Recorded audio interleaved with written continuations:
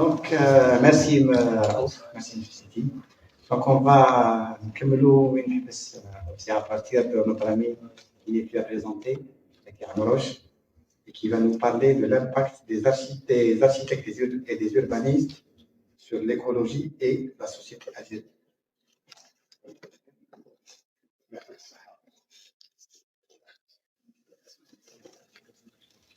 Ah bon? Je vais être gentil. Je vais essayer. Salam alaikum. Bonjour tout le monde. Donc, je suis Aki Amrouche, architecte agréé, urbaniste. Et ça fait une vingtaine d'années que je gère une société qui est à la base une société d'édition et qui évolue aujourd'hui, qui devient Alternative Urban Lab, Nous avons beaucoup d'activités au fait, mais tout gravite autour de l'architecture et de l'urbanisme. Et donc je vous propose un petit voyage avec moi sur les différentes expériences qu'on a pu mener depuis quelques années et parler surtout de l'architecture et d'urbanisme. Alors je commence, je rentre direct au vif du sujet et je vais parler de quelques principes guides pour les projets durables en Algérie. Alors, il y a une petite vidéo que j'ai vue sur Facebook, notre ami Khalid Ben Salem, et il avait mis un commentaire « Ayn al-Khalal ». Et il présentait un beau projet qu'il avait fait d'une école, un collège, je crois. C'est un collège, plein de couleurs, plein de villes, etc. Et puis, il a présenté une vidéo parce qu'il est retourné sur place. C'est bien pour les architectes de revenir sur les lieux de leur projet et voir comment ça fonctionne. Et donc, la question a été posée et puis, moi, ces questions-là m'intéressent énormément. Et donc, les principes qui me guident dans ce que je fais, quand je peux, on va voir. Je vais essayer de passer assez rapidement, il y a beaucoup de photos. Très peu de texte, beaucoup de photos.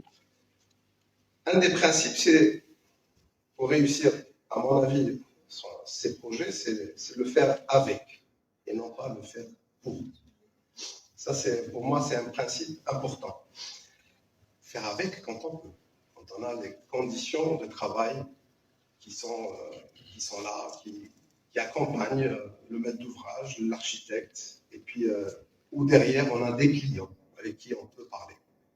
Et souvent, malheureusement, c'est pas le cas. Souvent, on n'a pas de clients en face de nous. On a juste une demande d'un maître d'ouvrage qui n'est pas nécessairement sachant et avec des cahiers des charges auxquels on doit répondre. Un deuxième principe, c'est déjà de suggérer toujours des réflexions, des stratégies, des objectifs communs à atteindre. Proposer un programme, quand on a la possibilité de le faire, quand on nous pose la question, dessiner un projet, faire rêver, c'est un peu le métier des architectes. Et puis, encourager, promouvoir la participation. Alors, la participation, c'est un gros mot, en fait. C'est que dans les projets d'architecture, c'est très rare où on fait participer l'usager. Généralement, bien sûr, on fait participer les maîtres d'ouvrage, les maîtres d'ouvrage délégués, les administrations, etc. Mais l'usager, pas trop souvent. Et puis, bien sûr, s'organiser, communiquer, mobiliser sur chantier, faire son travail. Bien sûr, être toujours disponible et agir. Donc, sur le vif du sujet, je vais commencer à étayer un peu mon propos. Avec une implication citoyenne effective, un projet de construction peut marquer durablement le paysage urbain. Comment? Alors, je donne un peu cette réponse et on peut en discuter après. Comment? C'est en mettant le citoyen, ou l'usager, ou le maître d'ouvrage, en situation de projet. Qu'est-ce que ça veut dire? Le mettre en situation de projet pour que la mobilisation devienne naturelle. C'est quoi se mettre en situation de projet? Par exemple, comment peut-on mettre un citoyen, des citoyens ou un groupe de citoyens en situation de projet? C'est d'abord, bien sûr, proposer à ces gens-là de s'impliquer dans la conception, la réalisation, l'évaluation. Et c'est une manière de reconnaître son expertise, quelque part, et de renforcer son sentiment d'appartenance. C'est aussi une opportunité de créer un lien social, de favoriser la créativité, de contribuer à ce développement durable. Bien sûr, je vous présente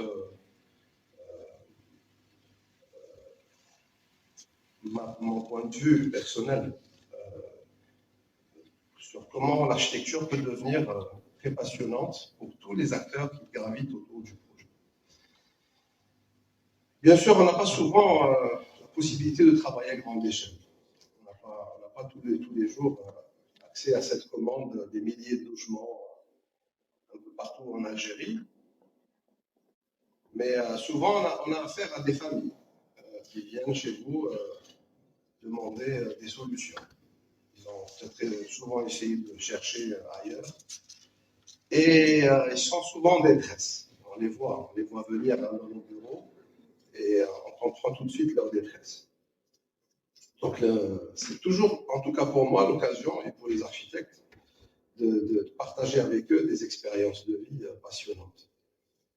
Et moi, je crois à ça. C'est la somme de petites énergies éparpillées dans un territoire qui peuvent peut-être, à un certain moment, faire élever le niveau de compréhension des uns et des autres.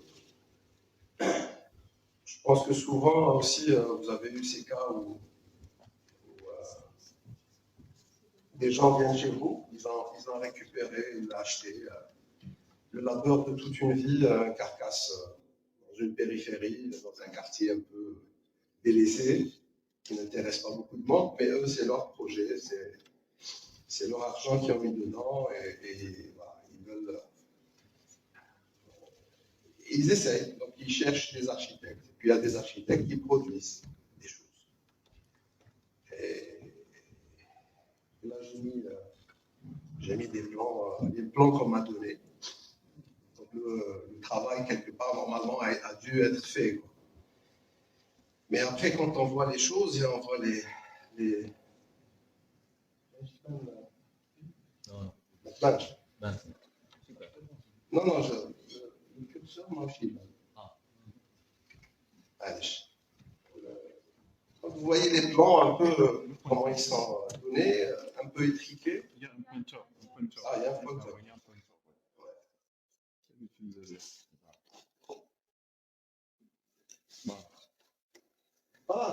Voilà, quand vous avez affaire à des plans pareils, on essaie toujours de comprendre ce que a été la demande au départ. Et souvent, quand on voit les résultats comme ça, on se dit peut-être que l'architecte n'a pas assez travaillé avec les gens, il ne les a pas assez écoutés.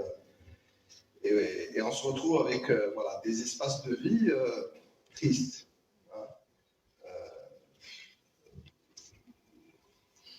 Après, on commence à réaliser, on se rend compte que ça ne marche pas. On se rend compte l'escalier qui est mal placé, des balcons qui sont payés, qui sont donnés. Là, c'est un mitoyen ici. Un balcon qui donne directement chez le voisin.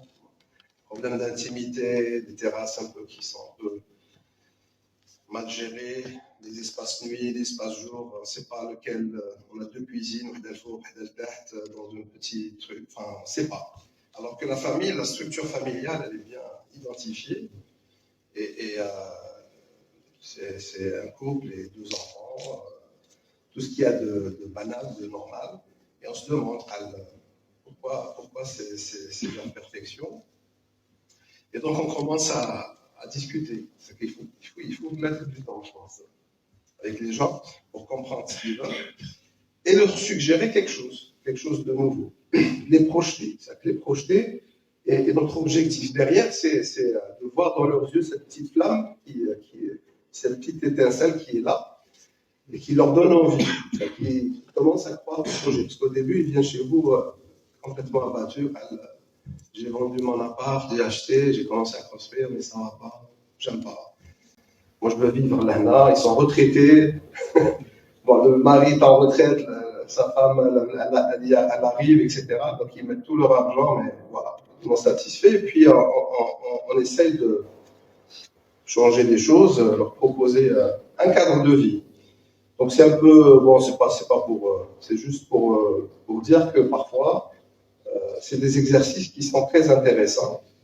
Là, vous voyez, on enlève toutes les cloisons, on garde l'intimité, mais d'une certaine façon, on essaye de proposer autre chose, même sur les petits espaces extérieurs, on peut leur proposer des choses en toute intimité et on leur propose autre chose, quoi. Et puis, bien sûr, on répond à un programme d'une famille qui va vivre dans cet espace et qui va essayer de déteindre aussi sur son environnement. Parce que l'environnement Galishto Max, vous le connaissez. Voilà, on passe d'un projet sans architecte, on va dire, où le même architecte, c'est plus dessinateur.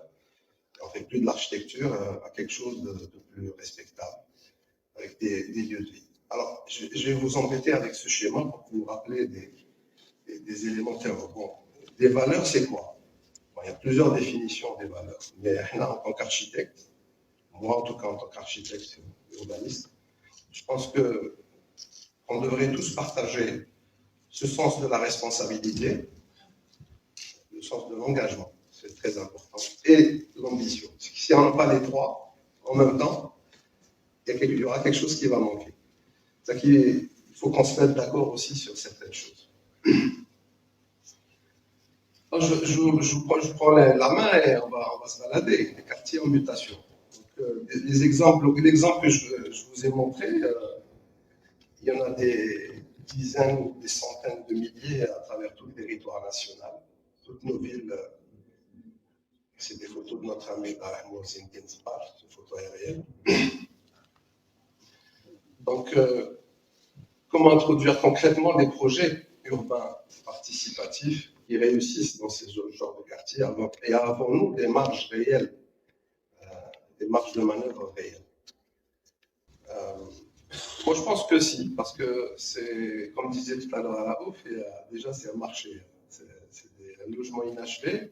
Moi, je dis toujours, ça fait très très longtemps que je m'intéresse à ce sujet, pratiquement depuis le début. Parce que, en fait, la décennie noire a fait que des quartiers comme ça, voilà, c'est impressionnant le nombre de ces quartiers dans toutes les villes d'Algérie. Et je pense qu'il y a des choses à faire. On sent un peu la détresse de tout ce mouvement, des gens qui investissent beaucoup d'argent dans ces quartiers.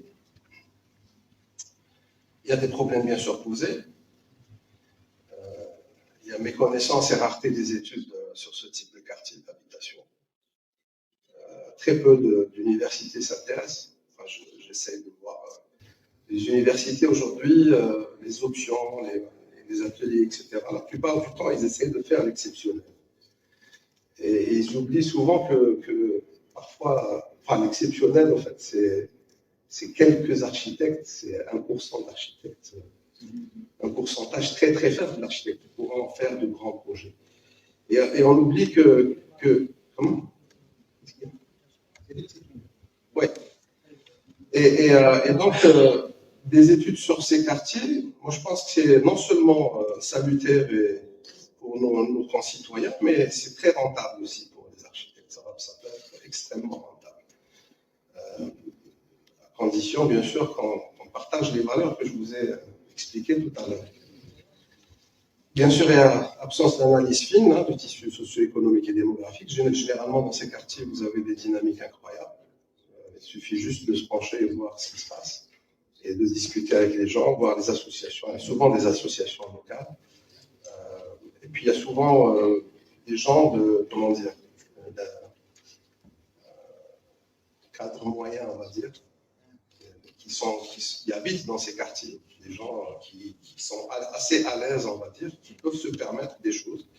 Mais comme chacun est pratiquement seul, donc il n'y a personne pour les regrouper, il n'y a personne qui s'intéresse à eux, à leur cadre de vie. Il y a absence totale de vision de long terme.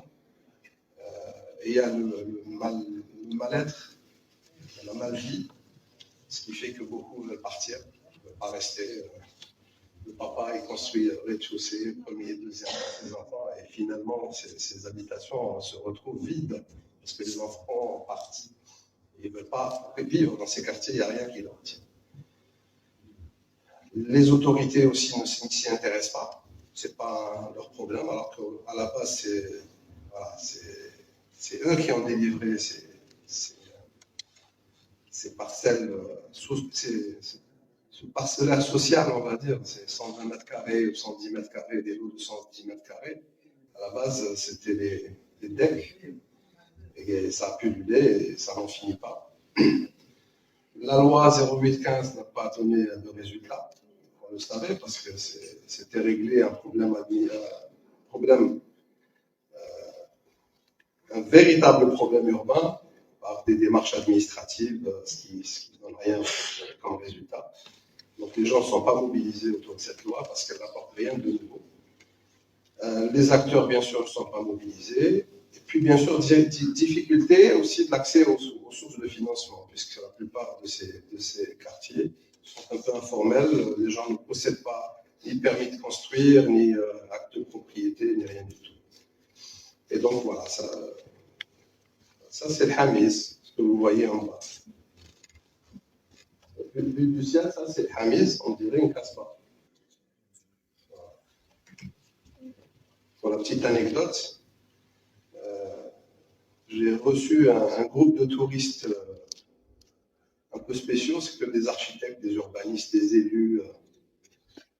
C'est une association du développement urbain en France. Et donc il y avait des personnalités très importantes. Bien sûr, on leur a fait la visite de la Casbah, d'Alger, Jardin d'Essai, Pouillan, etc. Et puis on les a emmenés à Sidi Abdullah, la ville nouvelle. Vous imaginez qu'ils ont été choqués. On est passé de la richesse patrimoniale, de ce qu'on a de plus cher, à ces extensions anarchiques, mais formelles, mais avec absence totale d'architecture et de qualité de vie urbaine. Et j'ai fait un détour sur le Hamis. Ils étaient une 70 personnes quand même, et tous des professionnels. Et je crois qu'ils ont beaucoup apprécié. Ils ont beaucoup apprécié Hamis quand ils ont compris qu'est-ce qui se faisait à l'intérieur. Donc en fait, c'est un quartier totalement informel que vous connaissez, qui est devenu plaque tournante du commerce. Ça fait quelques années, vous vous rappelez, il y avait de la boue partout. Maintenant, l'État a été obligé, on a obligé l'État à venir pour mettre de l'espace public, de planter, de faire des choses pour améliorer la chose. Comme quoi, l'idéal, c'est d'accompagner des dynamiques et non pas d'interdire. On ne légifère pas en amont, on légifère en aval pour accompagner une dynamique et pas le contraire. Alors, quelles solutions, quels acteurs, quels dispositifs mettre en place, avec quel financement? L'eau d'Alger, il avait esquissé des choses. Hein. Les gens étaient conscients du problème de ces quartiers périphériques et ils avaient proposé des solutions, notamment sur les agriparcs, ces espaces tampons entre les zones urbaines, les zones urbanisées, l'espace agricole. Alors, sur le dos d'Alger toujours, on avait parlé, si vous vous rappelez à l'époque, du collier de perles, si je parle d'Alger. Hein. Et un des colliers, c'était un quartier qui s'appelle Bateau Cassé, du côté de Fort-de-L'eau, qui était un endroit sur le littoral, pratiquement au centre de la baie, et qui disposait de plages très intéressantes, très jolies, avec une vue imprenable sur le centre d'Alger, la Casbah, etc., sur la vue sur la baie. Et donc, nous, bien sûr, à l'époque, il était question de construire des hôtels 4 étoiles, des trucs de thalassothérapie. Bon, il y a Kiffen Club et machin, les aquaparks à plein air. Donc, ils voulaient en faire une zone touristique. Quand j'ai vu les premiers plans, les architectes avaient ceinturé le quartier, Bateau Cassé, ils l'avaient ceinturé par un parking. Donc, le quartier, c'était ça. Donc, ils ont déménagé le grand bidonville qu'il y avait à côté, mais la ville est restée un peu dans cet état d'inachèvement. Et là, je rappelle encore une fois les principes d'intervention. Le faire avec, et non pas le faire pour. Voilà. Suggérer des stratégies, des objectifs communs, proposer, programmes, dessiner, faire rêver, encourager, participer avec les gens, s'organiser, etc. Et donc, vous avez des quartiers comme ça, et les images sont souvent les mêmes. On a essayé avec justement les jeunes architectes de travailler avec eux sur une charrette. C'était pour eux inédit, c'était un peu au début tous perdus parce que ce genre d'exercice n'a jamais été posé. Donc alors, voilà, on a des situations tentées, on va les faire évoluer. Comment on va faire? Eh ben, on va faire de l'architecture, on va faire de la chirurgie réparatrice et on va leur dire que c'est possible. Mais avant de faire ça, il faut raconter une histoire. Quand vous faites un projet, bien sûr, je parle à mon nom, hein, donc ça n'engage que moi, mais quand on fait un projet, quand on réalise un projet, quand on le dessine, tout le monde est content, on vous applaudit, etc. Vous le mettez en œuvre, il sort, c'est bien, tout va bien. Et derrière, posez-vous la question, est-ce que vous avez une histoire à poser, à raconter ou non? Est-ce qu'il y a l'historique de ce projet? Est-ce qu'il y a une histoire derrière ce projet? Parce que moi je pense qu'à la fin, si vous arrivez, j'ai rien à raconter, là, ce projet, il est fonctionnel. Donc la démarche de revenir sur ces projets est super intéressante. Parce que ça, voilà, vous allez comment dire, quelque part, documenter vos réalisations. C'est très, très important. Et donc, avant de commencer sur ce travail de chirurgie réparatrice, il faut se poser bien sûr des questions. Et ces questions, vous ne pouvez pas vous les poser si vous ne connaissez pas les lieux, si vous ne connaissez pas les associations locales, si vous ne connaissez pas les problèmes, si vous ne passez pas du temps. Mais du temps, hein, c'est du travail. C'est normalement un travail aussi d'observation qui est très important. Et le seul moyen, c'est d'aller sur le terrain. Et donc, trouver aussi des prétextes d'évolution de ces quartiers. Qui m'a pas cassé, le parking, vous n'avez rien fait.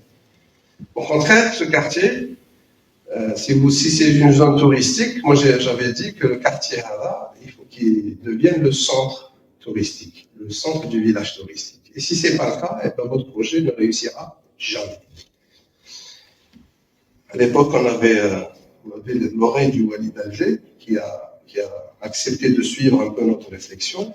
Et donc, on a mené cette réflexion pour dire que, voilà, avec des choses très simples, on peut faire évoluer l'architecture en intervenant sur l'espace public et sur les façades, tout simplement. Et ça, on ne peut pas le faire sans associer et faire participer les habitants. Donc, bien sûr, plein de questions. Comment un quartier pareil, des rues comme ça, vous en avez partout en Algérie, des rues comme ça. Comment, voilà, c'est la créativité des jeunes aussi. On fait appel à la créativité des gens et on essaye de les guider quelque part. Et qu'ils imaginent aussi des choses nouvelles, des choses intéressantes. Pourquoi pas? Et croyez-moi, quand vous montrez ça à un groupe de population, de citoyens, ils ne s'attendent pas. Ils sont, oh, là, impossible. Impossible. Bon, après, les autorités, il faut convaincre les autorités. Financier, je le privé. Ah oui, je ne finance pas le privé, mais ça. Moi, donc, il y a un centre-ville, les langues, c'est privé. Alors que là, ça coûte beaucoup moins cher. Et puis, Matchat Sarf, tu investis. Je t'ai trouvé un prétexte économique. Je te dis que ça sera un centre touristique. Et donc, petit à petit, voilà. Donc, pour moi, donc, ces quartiers en mutation, c'est de véritables laboratoires de créativité, d'innovation. Et donc, on peut aller très vite. Ça, c'est un autre projet aussi du côté de l'Harash. C'est une zone qui se trouve entre la grande mosquée et le stade de Belakri, sur l'ouest de Harash, sur les berges. Donc là aussi, encore une fois, les services de l'hydraulique, des travaux publics ont fait leur boulot de façon impeccable. Ils ont pu sauvegarder le quartier des trois caves, qui était à chaque fois qu'il y avait des crues, l'eau arrivait au premier étage. Donc ils étaient tout le temps inondés.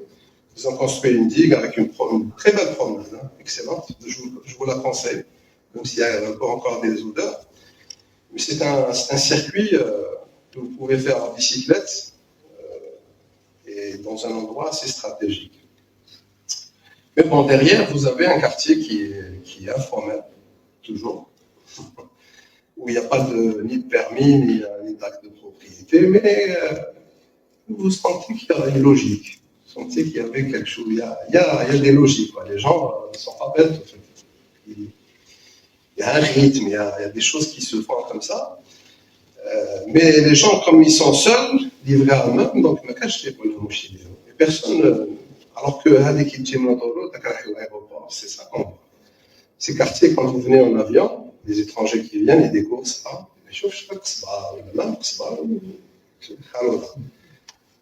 Mais quand les gens viennent en avion, la première chose qu'ils voient, c'est ces quartiers. C'est bon. Donc, voilà. Et là aussi, des réflexions. Vous voyez un peu comment on peut faire évoluer les choses, tout simplement, avec un travail d'architecture. Et on a besoin, on a énormément besoin des architectes sur ces quartiers. Rappelez-vous, hein, donc dessiner et faire rêver, c'est ça, en fait. C'est notre travail, c'est faire un peu notre travail.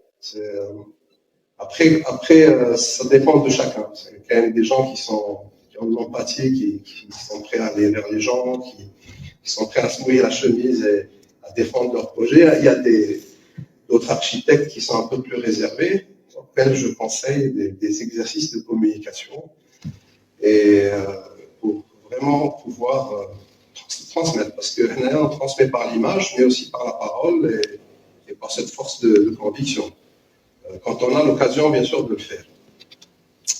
Encore une fois, je me sache.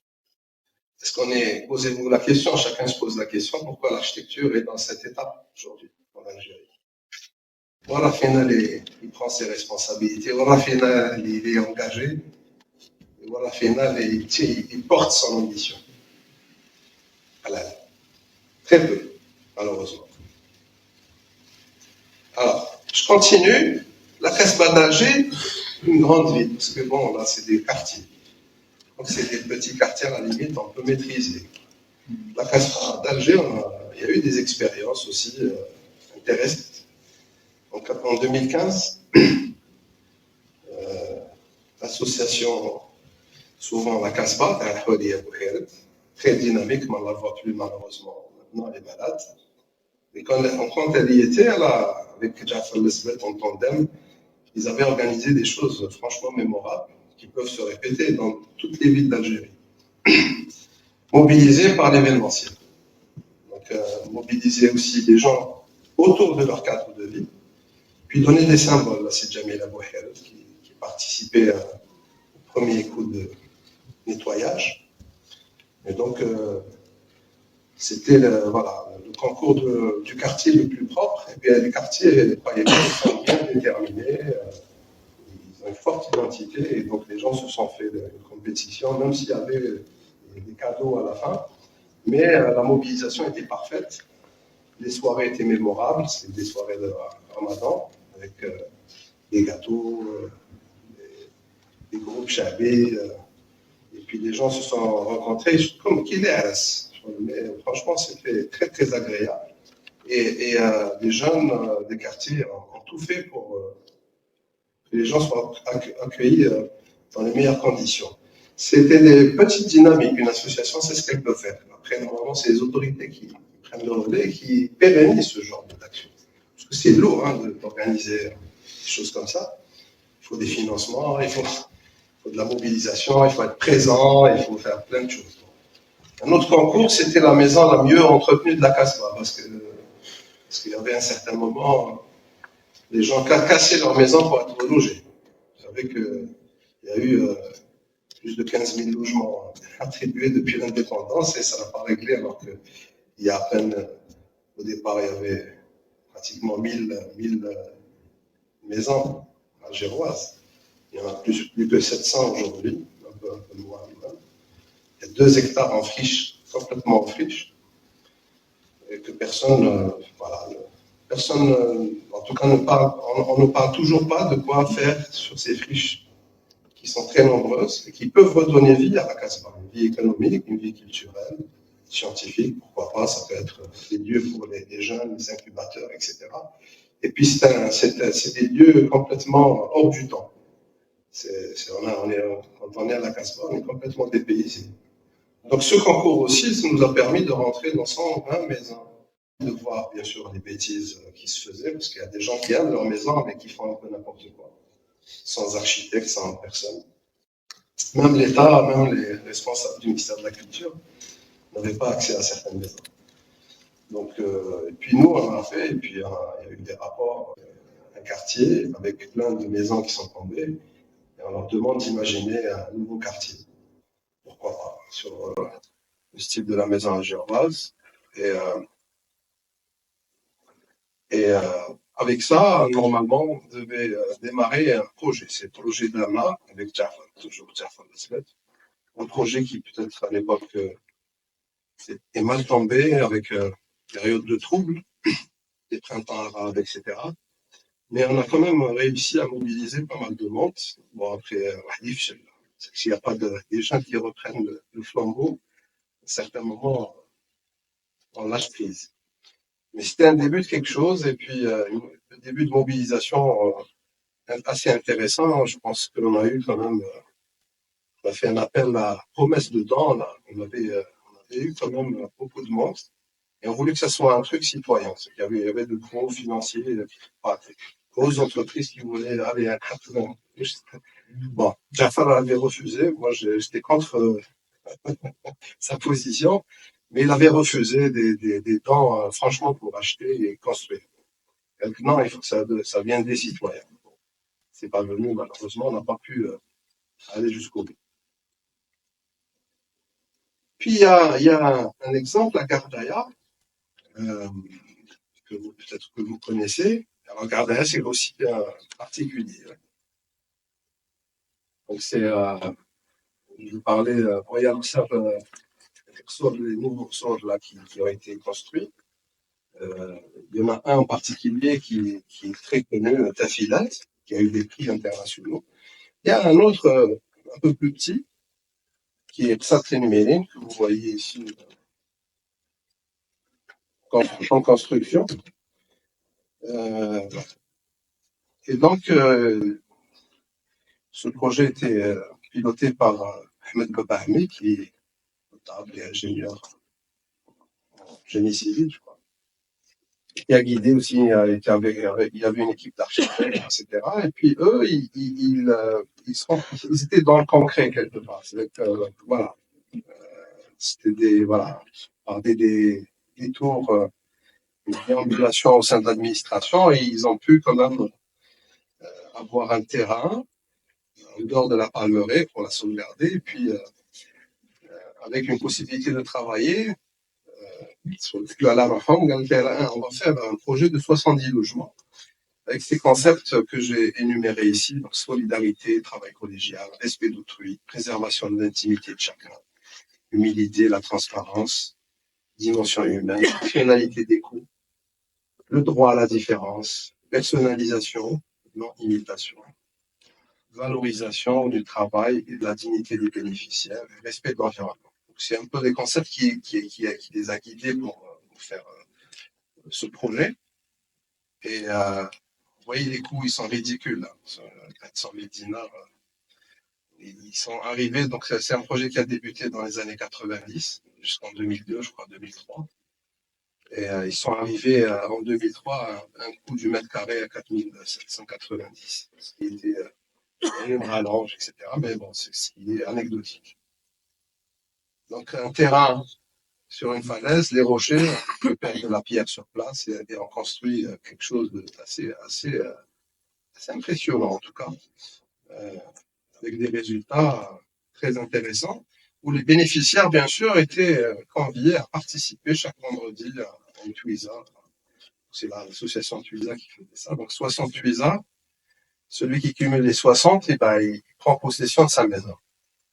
Euh, le projet a été mené jusqu'à son terme. Aujourd'hui, le chef de projet est sur d'autres aventures aussi passionnantes. Toujours au sein de ça, il a fait d'autres opérations que j'ai pas visitées encore. Ce projet continue à vivre, en fait. Il continue à vivre puisque les résultats qu'on a eus au début ont été bien sûr transformés. Les Algériens aiment bien faire des extensions dès que la famille s'agrandit, tout ça.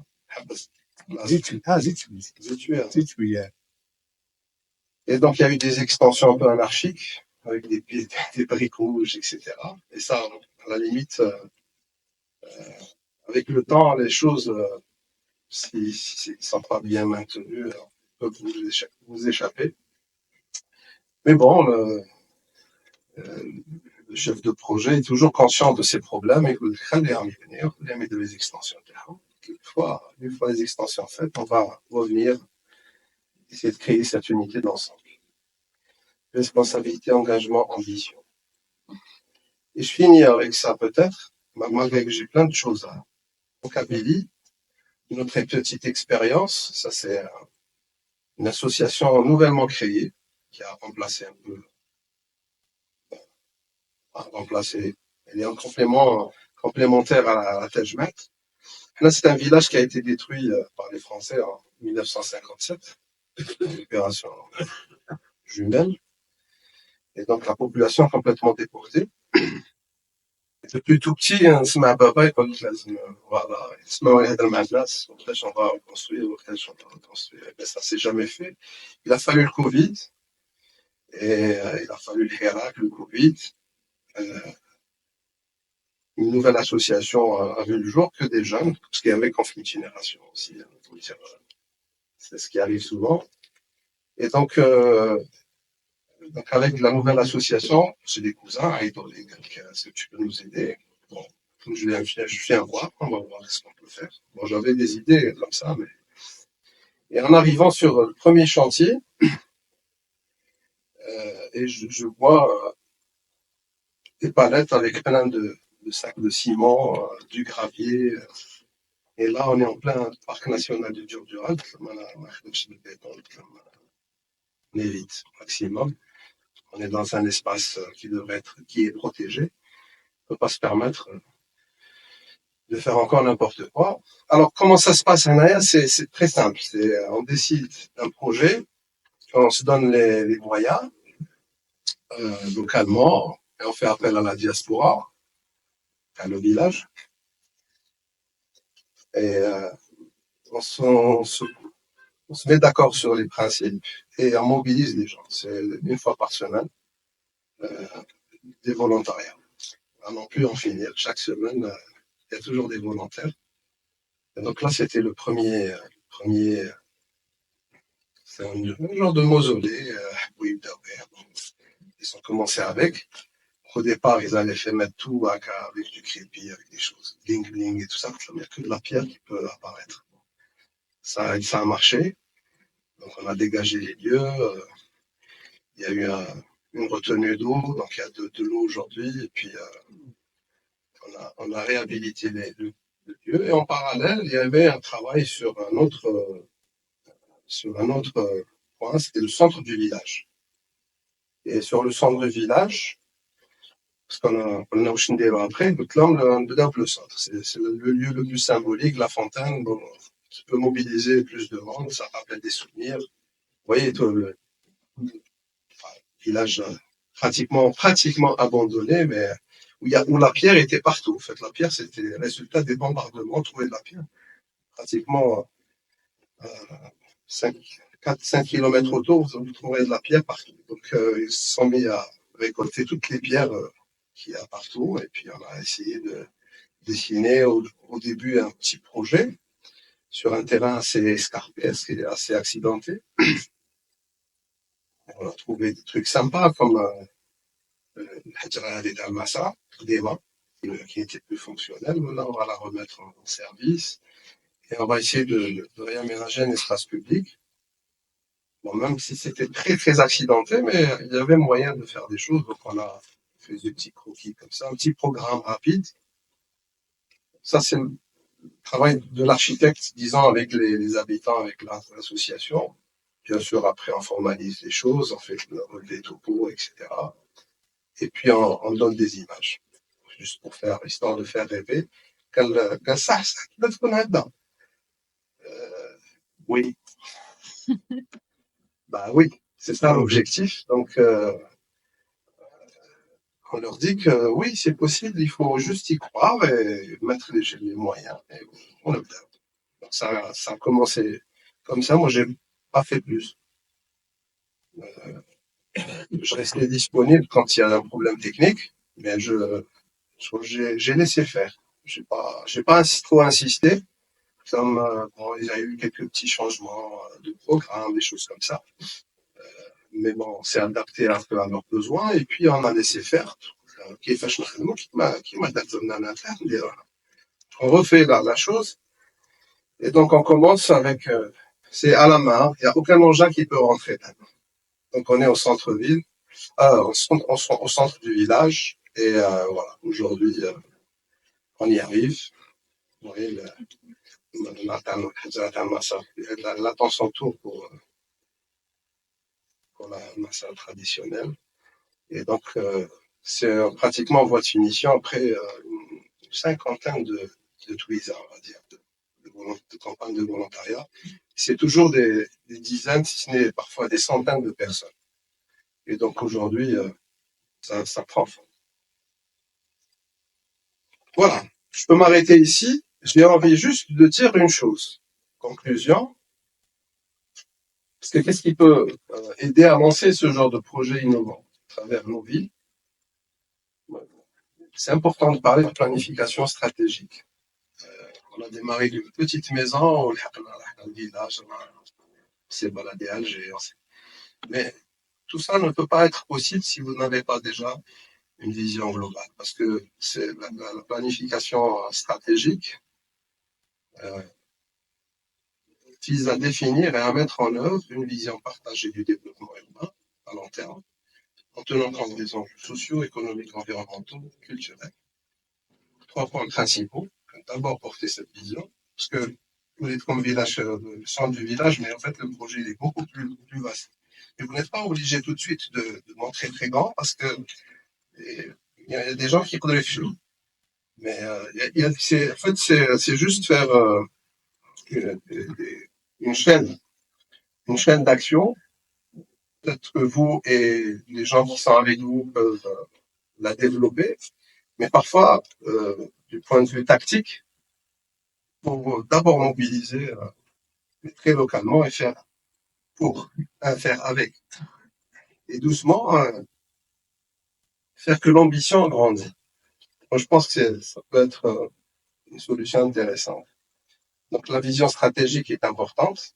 Donc, pour définir les orientations, les priorités du développement, en cohérence avec les besoins et les aspirations des habitants, des acteurs locaux, des partenaires extérieurs. Cette vision doit être claire, réaliste et mobilisatrice. En deux, donc développer une nouvelle offre, c'est là où il y a l'innovation, il y a la diversité. Donc il s'agit de proposer ces solutions innovantes. Quand vous avez une vue d'ensemble, vous commencez à zoomer et donner voilà les projets qu'il y a. Et puis agir aussi sur l'existence. C'est-à-dire quand vous faites une stratégie, مش نديرو باركينغ خليهم وندير لي زوتيل 5 étoiles. كاش منها. C'est qu'il faut toujours dans la stratégie, inclure l'existant. Inclure l'existant pour renforcer la qualité, la performance du cadre. Et voilà, donc moi je pense que je vais m'arrêter ici. Merci de votre attention.